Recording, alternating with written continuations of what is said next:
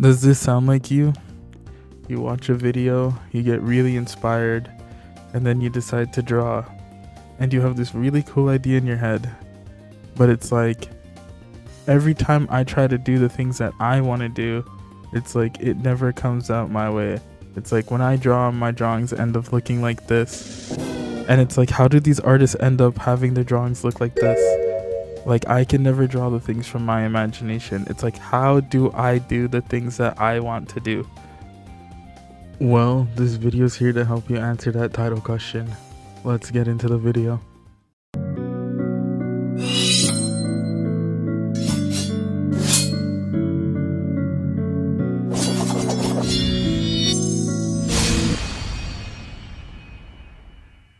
Hello, my name is Yumi Burn. I'm a artist who is trying to increase my skills so that I can make my own manga. Welcome to the channel. This most likely will be the first video that you watch. This video's topic will be covering the title question, which is, how do I do what I want to do?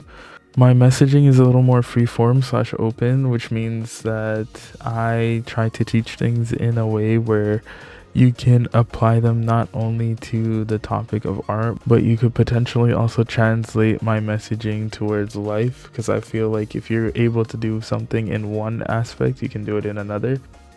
Before I explain to you what steps you need to take in creating the things you want to do or doing the things that you want to do, I want to address this first before stating how you gain the ability to draw what you want to draw and do what you want to do.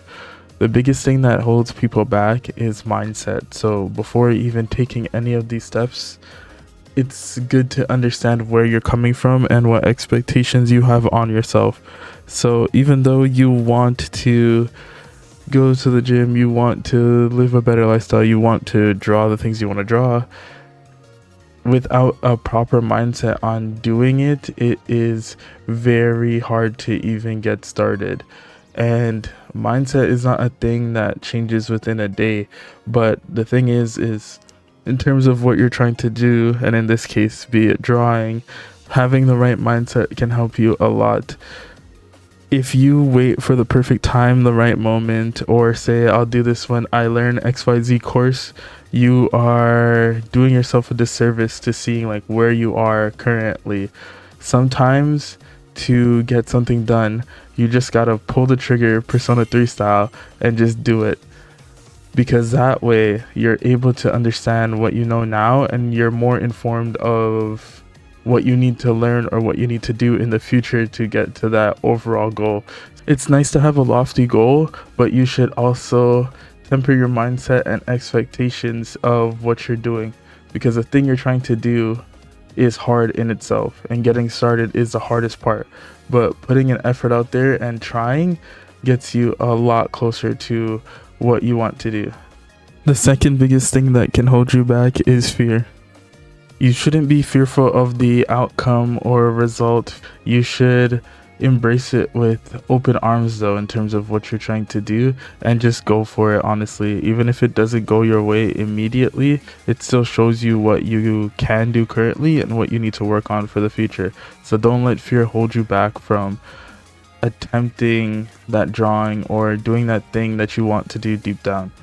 That being said, the rest of the video will show you step by step on how I approach solving these problems and getting closer to doing the things I actually want to do. How do I draw what I want to draw? Well, that's a very good question. It's not a bad thing, by the way, that your art looks like this when you decide to draw. This part is actually one of the most important parts or steps of a drawing, as people take it for granted when it comes to drawing, because this step actually is where all your ideas and formatting come down, and from this step you can build your way up little by little until you get to the finished piece that you're looking for. So a lot of the times it's easy to see the finished product of something, but you don't actually see the build up between it, like the stages that go in between in making that final version that you look at somewhat comprehensible. and I'll teach you today on how to actually do that.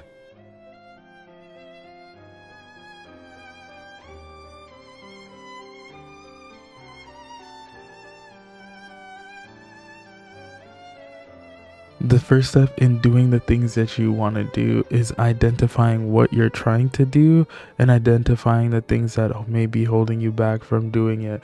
So identify your goal and identify what problems you may have in reaching that goal, or what things you lack currently into reaching that goal. So for example, if we look at this drawing of Rachel was not the thing that I actually wanted to draw. The thing that I actually wanted to do was practice on how to make hair so that I could recreate my manga characters better. But in order for me to do that, I first had to understand what hair was, and how hair operated. So I took various different characters that I wanted to essentially draw over here. I was looking at different characters, how their hair operates, how their hair works, and what I would do. And here's my references for how Rachel came out. But what I would do is I would essentially break down the character and turn it into a hair study. So I would trace over the characters so I could understand them in their basic form, and then I would redraw the character from the basic shapes that I figured out from the tracing to see like where stuff goes. As you can see in my time lapse here, Rachel wasn't even on my mind when it came to this final drawing. This final drawing actually started off as a study. So I was studying the hair, and then I'd break the hair down into things that I could remember. It's kind of like when you're trying to learn something new. Are you gonna remember it when somebody else tells it to you, like the teacher teaches it to you on the board? Or are you gonna remember it when your friend makes a funny joke or meme about it that is more memorable to you? So by doing these studies where you trace over or look at your weaknesses and understand like, hey, maybe I can't do this yet, but let me break it down so it's easier. So instead of I want to make my manga character immediately but I don't know how to do it, it turns into let me practice hair so that when I decide to make my manga character, I kind of know what to look out for. So here, as you can see through my studies, I was tracing over my work to understand how it was, and then I would break down different sections of the hair. So the easiest way for me to remember what was happening was I'd break the hair down into 4 different sections. 1 where there's front hair, 2 where there's side hair, 3 where there's back hair, and 4 where there's prompts. And by me breaking this down individually on my own study to understand what's happening, it's easier for me to remember that, okay, when I see hair, this is kind of what I should look out for. So here I recreate the character, because your study doesn't have to be boring. Your study can be fun and interesting. So instead of solely only focusing on the hair, I also draw the character out. And essentially, through drawing the character and the hair, I've practiced 2 skills in one instead of only focusing on the thing that I couldn't do. The first step in being able to draw the thing that you want to draw is identify the thing that you're lacking in currently doing it, and then breaking down the problem into smaller pieces so that it's easier for you to tackle. So instead of it being one full final boss that you have to face, you can turn it into adds or waves, where it's a lot easier to tackle your problems one by one. And by breaking stuff down in a simpler format, it's easier for you to tackle and hit your end result of that final thing that you want to do. So it becomes easier for you to draw the thing that you want to draw, or the thing that you envision, through practicing to being able to get closer to drawing that thing. So as you can see, my drawing starts off as a study, and then if I speed it up a bit, turn my study into a more fun study where I color the character and you try to use the references that I was using originally from over here, just to see like, hey, could I actually recreate this? And this kind of helped me understand, oh, okay, this is what goes into making hair. And it's like, okay, what does any of this have to do with Rachel? Well, through your studies, you'll be able to get closer to the thing that you actually want to do. Because if you turn your studies into something that's more fun, it's easier for you to find more value or meaning from it. So I kind of did these studies and I kept going with my study. I wanted to recreate another character, Gibera from Lob Corp, and then I hit Rachel. And then in the midst of my study of studying Rachel, from doing the same study that I did previously, so I broke down these characters again. From hitting Rachel, this idea popped in my head like, oh, I want to draw Rachel, but I want to draw Rachel in the pose that I envision in my head, and I have no idea how to hit this pose. So let me find references that kind of help me hit this pose a little easier. So I found this reference that kind of helped me like, oh, I want the character to be looking down on the viewer from the top to bottom. And I essentially found that reference, but before even taking that reference, I kind of boxed out like where I wanted the character to be. So I boxed out like my own drawing first over here. Like, okay, I don't know how to do this angle. I have no experience with doing this, but I kind of want to have the character pointing down at the viewer from above at a specific angle, and I want them to have a big umbrella, and I kind of want them to have like this menacing stare looking down at the viewer. I have no idea how to draw this, but I'm kind of boxing it out in a way that makes sense for me. So I'm putting down a base idea, and by having that base idea, it enables me to get closer to my final idea. And I'm kind of playing over here where it's like, okay, should I have the character like stomp on the viewer? No, I don't know how to draw that, so like let me not do that. And then from there, I draw the face using references, the references I have of Rachel's face. And from trying to attempt to draw this thing that I have in my imagination, I'm also able to use my study where I break down the hair, and from breaking down the hair into different parts, it becomes easier to tackle. So we kind of use that same study from before where we had no knowledge of what to do, and now we're translating that same study of the hair into our angle that we've never attempted before. But by attempting it, and even if you fail in attempting it, you're getting closer to that overall vision or overall goal that you have. So by being able to pick up the pen and try is a very big step in hitting that goal. My motivation was very different than Kakarot's. My motivation was to be the best, to be the greatest Saiyan alive, as I always had been, until Kakarot came into the picture, that is. It seemed like the only thing holding my body together was my one desire, to be better than Kakarot. At times, I thought I was losing my mind. Why couldn't I obtain what Kakarot had obtained? It didn't make sense. It was infuriating, and it was my fury that kept me alive. Phase 2. Comparison x reasonability. Yes. This is the big topic.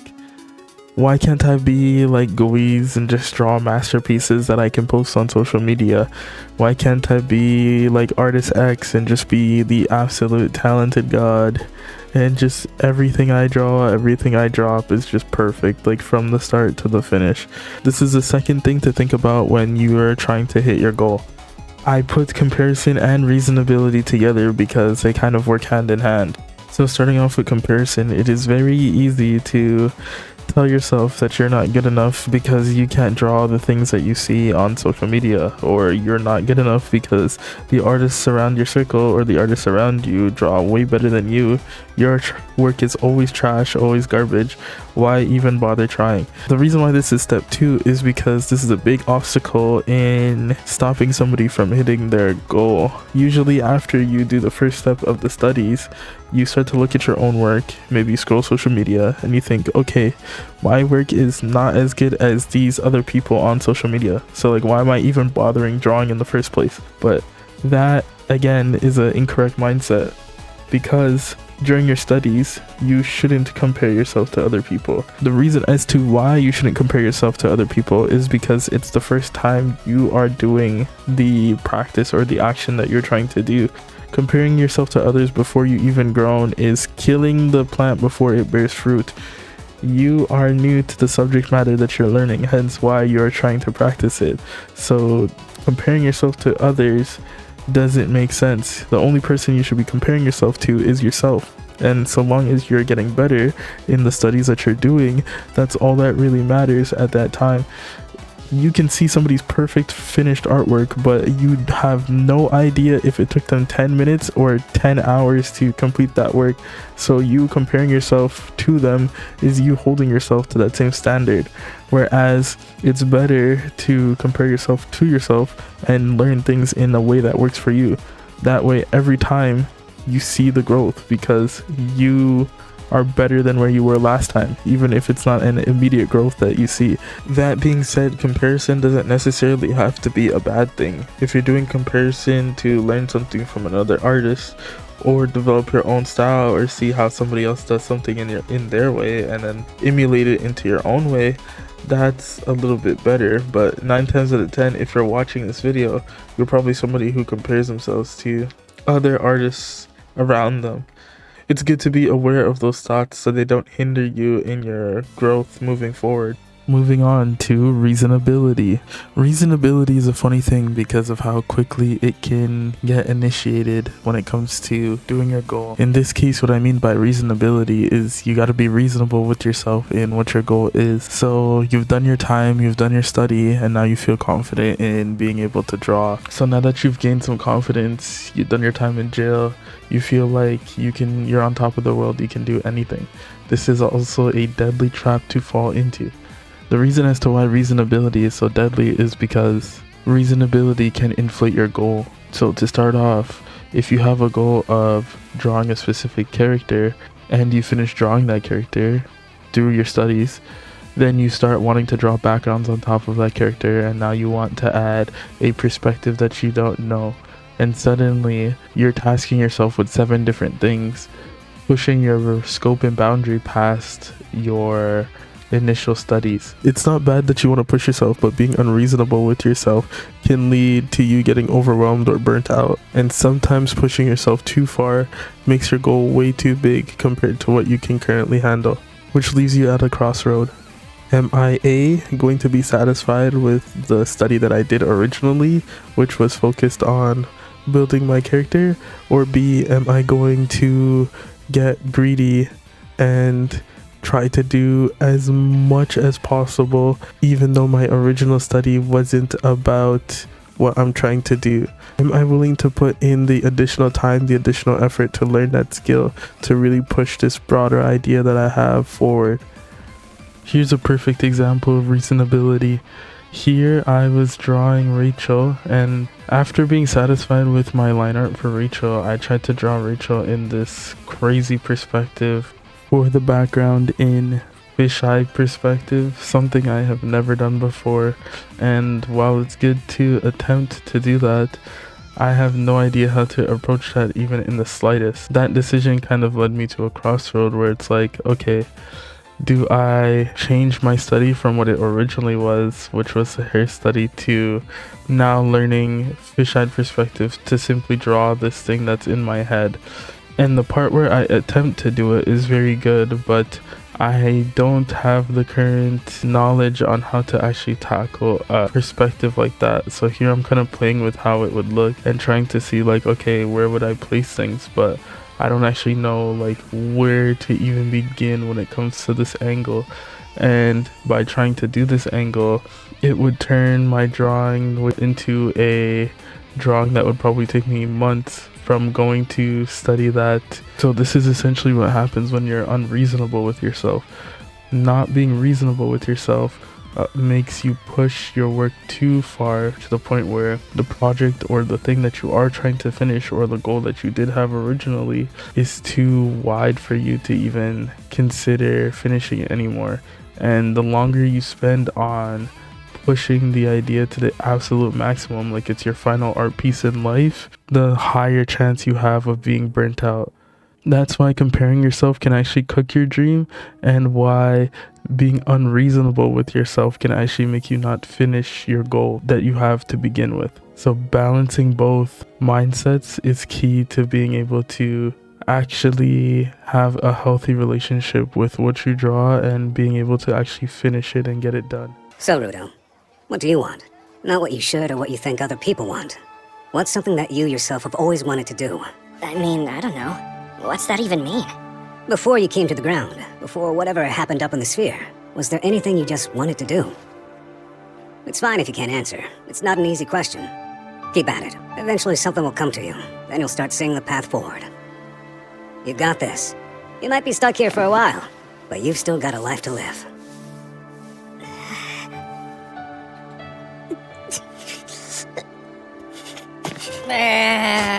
Kill me. Come on, man! Get off!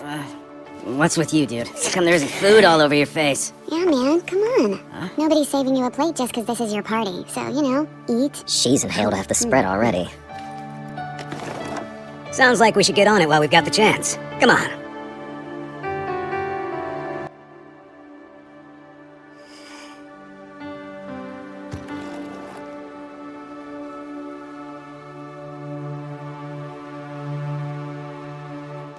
Now we're on to the last segment of this video, changing your environment.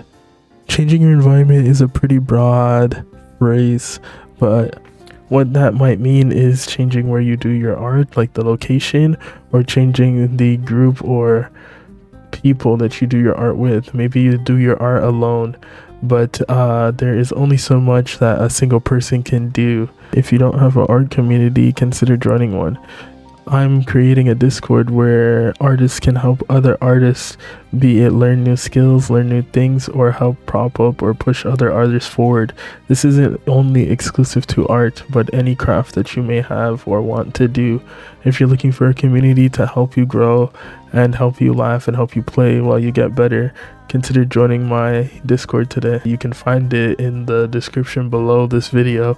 But yeah, changing your environment can help you. The reason why changing your environment is important is because sometimes having other people to look at your work and to break it down to you in an honest way can help you improve even further. It's very easy to get stuck in your own head, so having a support group or people who share the same interest or goal as you can ensure that you are less stuck in your own mind and you're more focused on the growth that you're trying to achieve. This is super important because unlike listening to yourself all the time, these people that are around you can ensure that you stay grounded in reality in terms of what you're trying to do. And a good example of this is when I tried to draw Rachel's face. I had some friends look it over for me to see if it would really work in the way that I was drawing it, and they were telling me that it kind of looked off, or maybe I could change it in a specific way. I asked artists and non-artists to give me their opinion on it, and one of my friends helped me break it down in a way where, hey, like at this angle and this perspective, this face would actually look like this. So by having that support group, and thank you to all the people who are pushing me forward, you know who you are, having these support groups helps me understand where my weaknesses may be or where I overlook things that I think are fine. And through these support groups, I'm able to grow in a better way. You don't really expect a river or waterfall to flourish in the desert. And the reason you don't expect that is because that's not the environment for it to fully show off its potential. So through having a proper environment, you're able to give yourself the chance to grow, to bloom into the flower you're supposed to be, allowing your work to get better, your mental to get better, and maybe even your life to get better. Alright, now that we're at the end of the topics that I have to teach you, the rest of the video will be a time lapse of my process on drawing this Rachel drawing you've been seeing throughout from start to finish. If you liked the video so far, please comment, like, subscribe, share the video with friends and family, and I hope this video has served you well. God bless and good luck in your art adventures and journey throughout. Peace and take it easy. Please enjoy the speed paint and follow me on social media.